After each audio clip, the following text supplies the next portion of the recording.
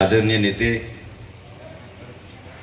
माजी खासदार, माजी आमदार आदरणीय रामदासजी तडस साहेब, आमचे मित्र आणि महाराष्ट्र भारतीय जनता पार्टीचे प्रदेश सरचिटणीस आपले विजूभाऊ आणि उपस्थित आमच्या उम्मताई आणि सर्व आदरणीय समाज बांधव आणि समोर उपस्थित सर्व समाजातील बंधू आणि भगिनी, दरवर्षी आपल्या जळगाव शहरामध्ये तेली समाज बांधवांचा वधूवर परिचय मेळावा हा होत असतो आणि शक्यतो मी मेळाव्याला भागवत सरांना माहीत असतो, मी उपस्थित असतो. तसंही तेली समाज बांधव लहानपणापासून आपला एक संस्कार असतात की आमच्या घरातले मोठा भाऊ असेल, मी असेल, सगळेजण कुठं ना कुठं मित्र हे तेली समाजाचे असतातच. त्यामुळे सगळ्यांच्या सोबत राहत असताना सर्व समाजांची काळजी आणि आमदार झाल्यानंतर घेणे, आपल्या कर्तव्याचं पालन करणे हे अभिप्रेत असतं आणि त्याप्रमाणे सर्व जाती आणि समाजांचं काम करण्याचा माझा प्रयत्न असतो. सुरुवातीला सांगतो की तडस साहेबांनी सांगितलं की इथं तेली समाजाचं एक मोठं भवन व्हावं, ज्या माध्यमातून छोटे मोठे आपले कार्यक्रम आणि एक पुढच्या दृष्टिकोनातून देवाणघेवाण विचारांची तिथून व्हावी. आणि म्हणून आपण मागच्याच, मला वाटतं इलेक्शनच्या पूर्वी का तेव्हाच आपण इथं बांधकाम चालू केलेलं आहे. आणि मी त्यांना त्याही वेळेस सांगितलं होतं की पैशाची, निधीची कमी नाही, त्यामुळे त्यावेळेस आपण बांधकाम चालू केलं. त्याचं बांधकाम आता चालू आहे आणि भविष्यातही अजून जेवढा लागेल तेवढा निधी त्या भवनासाठी आपण देणार आहे. कारण मतदारसंघामध्ये विजूभाऊ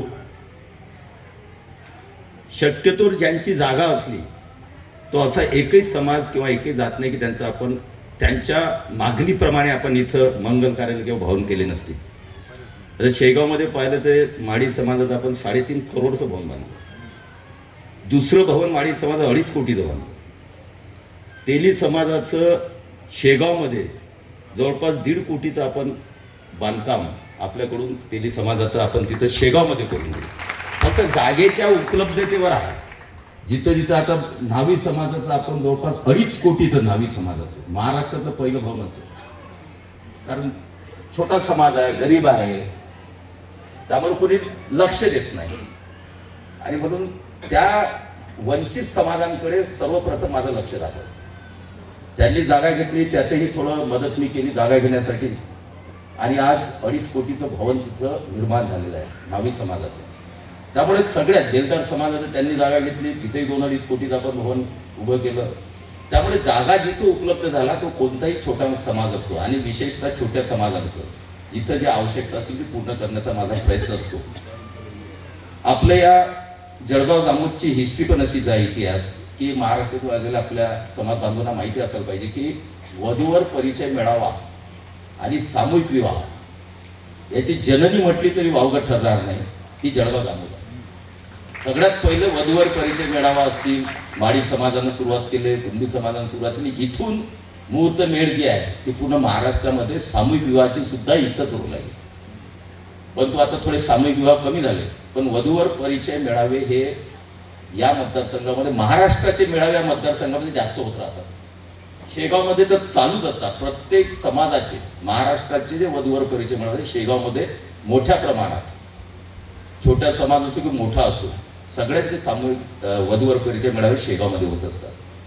आणि म्हणून एक लोक चळवळ, एक समाजाचं मेळावा आणि त्या माध्यमातून विचारांची देवाणघेवाण, एक दुसऱ्यांची ओळख, त्या माध्यमातून संबंध सोयरीक जोडणे आणि मुलामुलींनी त्या माध्यमातून पुढे जाणे, हे या वधूवर परिचय मेळाव्याचं आपण फलित समजतो. आणि मला आनंद या गोष्टीचा आहे की वधूवर परिचय मेळाव्यातून या ज्या ज्या समाजाचे इथं होतात त्यामुळे बरेचसे संबंध हे जुळतात आणि योग्य वधूचं आणि योग्य वराचं जे आहे, उपवर वधूवरांचं हे निवड त्या मेळाव्याच्या माध्यमातून होतं.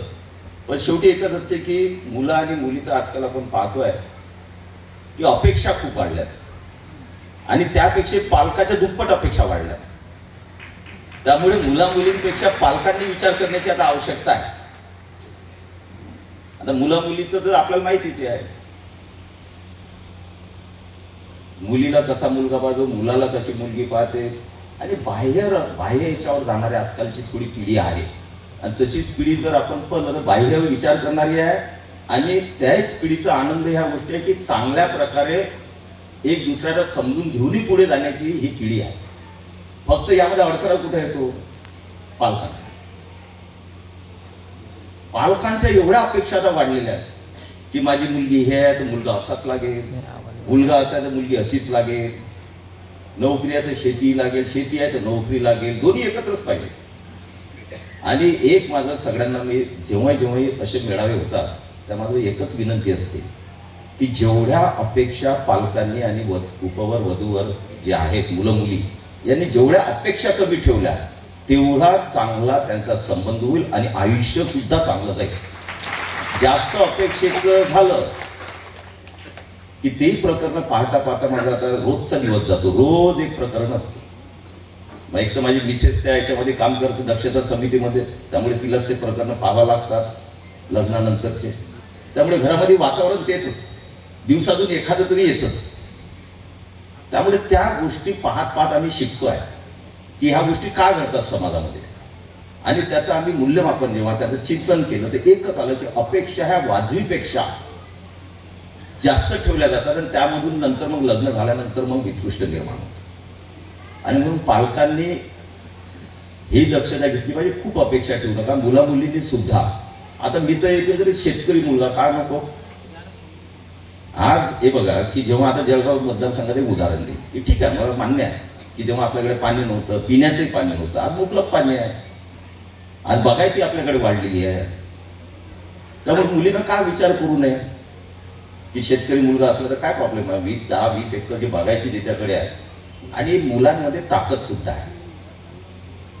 तो शेतकरीच असला त्याचा दुसरा एक सोबत जोडधंदा करून आज मुलं सुद्धा त्या पद्धतीनं पुढे जात आहेत. पण शेवटी आपले पालक बघतात शेतकऱ्याला मुलगी कशी द्यायची, त्याच्याकडे शेतीच आहे, काही नोकरी नाही, काही हे नाही, एखादा पिऊनले देऊन टाकते चक्राशाला, पण त्या बागायती शेतकऱ्याला देणार नाही. किंवा चांगला मुलगा की जो स्वतःच्या हिमतीवर पुढे जाण्याची ताकद ठेवतो. आज छोट्या छोट्या धंद्यांमधूनही मुलं आज चांगली कमाई करतायत. मुली सुद्धा एक शेवटी काय असतं की लग्न म्हणजे काय आहे लग्न म्हणजे मॅरेज इज अ ऍडजस्टमेंट. जो ऍडजस्ट करायला शिकेल त्याचा आयुष्यामध्ये कुठेही प्रॉब्लेम येणार नाही. आणि ज्याला ऍडजस्टच करायचं नाही त्याला कितीही चांगली मुलगी आणि किती चांगला मुलगा द्या, किती चांगला सासरा द्या, किती चांगली सासू द्या, ऍडजस्टच मुलं मुली करणार नाही तर ते घरात ते काही कुटुंब त्यांचं काही संसार चालणार नाही. म्हणून life is a adjustment and marriage is also adjustment. जेव्हा तुम्ही एक दुसऱ्याला ऍडजस्ट करायला शिकता तेव्हा गुण आणि दुर्गुण या दोघांचं एकत्र घेऊन स्वीकारावं लागतं. आणि मी एवढ्यासाठी याच्यावर तत्वज्ञान देऊ शकतो कारण माझा रोजचा धंदा आहे. कारण हेच प्रकरण मी पाहत रोज आमच्या याच्यामध्ये असतं. त्यामुळे घरामध्ये सुद्धा नवरा बायकोने आमचे हेच विषय असतात. त्या मुलीचं असं झालं, अरे ते तसं करावं लागते, त्यांचं जमून नाही राहिलं, त्यांना बोलावं लागते, त्यांना समजावं लागते. पण तुम्हाला आनंद आहे की आम्ही जेवढे बोलावतो 90% मुलं मुली त्यानंतर संसाराला लागलेल्या आहेत आणि चांगल्या प्रकारे संस्कार करतायत. 10% म्हणजे आमच्या हाताच्या बाहेर केसेस आहेत. त्या 10%मध्ये मुलगी बघितली, मुलगा लग्न झालं, मग ती मुलगी म्हणते मला तर आवडलाच नव्हता, तो असाच दिसते, तो तसाच दिसते, माझं लग्नानंतर. पण त्याचं एक कारण आहे की पालकांच्या दबावामध्ये काही लग्न होऊन जातात की नाही करावंच लागते, हे बघ व्यवस्थित संबंध करावंच लागतं. तर मुलीची इच्छा असो की मुलाची इच्छा असो की नसो, आणि त्यामुळे पुढे हे प्रॉब्लेम तयार होतात. म्हणून शेवटचं तर एवढंच सांगेल की पालकांनी सुद्धा आपला मुलगा आणि मुलगी यांना जोपर्यंत मित्र आणि मैत्रीण तुम्ही म्हणणार नाही किंवा वागवणार नाही किंवा संपर्क संबंध संवाद तसे ठेवणार नाही मित्र मैत्रिणीसारखे मुला मुलींसोबत, तोपर्यंत हे प्रॉब्लेम आपले चालू राहतील. तुम्ही एक वेळेस विश्वासाने आपला मुलगा किंवा आपल्या मुलीला मैत्रीण किंवा मित्राप्रमाणे त्याच्याशी संबंध करा, जेव्हा ते वय त्यांचं त्याप्रमाणे झालेलं असतं. त्या वयामध्ये तुम्ही कसे मित्र आणि मैत्री म्हणून वागा. निश्चितपणे कोणतीही मुलगी आणि मुलगा आपल्या हाताच्या बाहेर जाणार नाही. नाही तर आपण पाहतोय किती हाताच्या बाहेर चाललेलं आहे आणि त्यानंतर किती त्रास घरच्यांना होतो. मग आई वडील म्हणतात आमचे संस्कार कमी पडले का? संस्कार कमी नाही पडले, तुमचे संस्कार चांगलेच आहेत, पण बाह्य दुनिया जी आहे ती एवढी खराब आहे की शेवटी काही ना काही त्याचा परिणाम हा बाह्य जगामध्ये होतोच. आणि म्हणून तुम्हीच तुमच्या मुला मुलींच्या मित्रमैत्रिणी बना. त्यांचे मित्रमैत्रिणी कोण आहे त्यांच्याशी भेटलं पाहिजे, त्यांना घरी जेवायला बोलावलं पाहिजे, त्यांची ओळख करून घेतली पाहिजे. बघा, कोणताही मुलगा मुलगी तुमच्या हाताच्या बाहेर जाणार नाही. हे मी आमच्या एक्सपिरियन्सहून सांगतोय, जेवढा अनुभव आता कमी वयामध्ये येतो आहे त्याच्यातून सांगतो. आणि म्हणून या पद्धतीने तुम्ही वागलात तर निश्चितपणे चांगला आपलं कुटुंब जे आहे हे चांगलं राहील. दुःख करण्याची, वेदना करण्याची किंवा वेदना करून घेण्याची वेळ येणार नाही. आणि म्हणून या पद्धतीनं फक्त एवढंच सांगायचं होतं, कारण बऱ्याचशा ठिकाणी माझं प्रबोधन चालू असतं. आता काही दिवसानं काही लोक असं म्हणायला लागले की भाऊ आता तुमचे भाषणं असे व्हायला लागले की तुम्ही काही दिवसांनी प्रबोधनकार किंवा कीर्तनकार होणार आहे. आणि तशी आवड मला आता भजनाची खूप लागलेली आहे. सध्या खूप भजनं करत असतो मी, कीर्तन ऐकत असतो, तिथं बसत असतो, 2-2 तास कीर्तन ऐकण्याची सवय मला लागलेली आहे. भजन स्वतः करतो. तर आपल्या भविष्यामध्ये प्रबोधनकार आणि कीर्तनकार झाला तर भागवत सर काय प्रॉब्लेम आहे?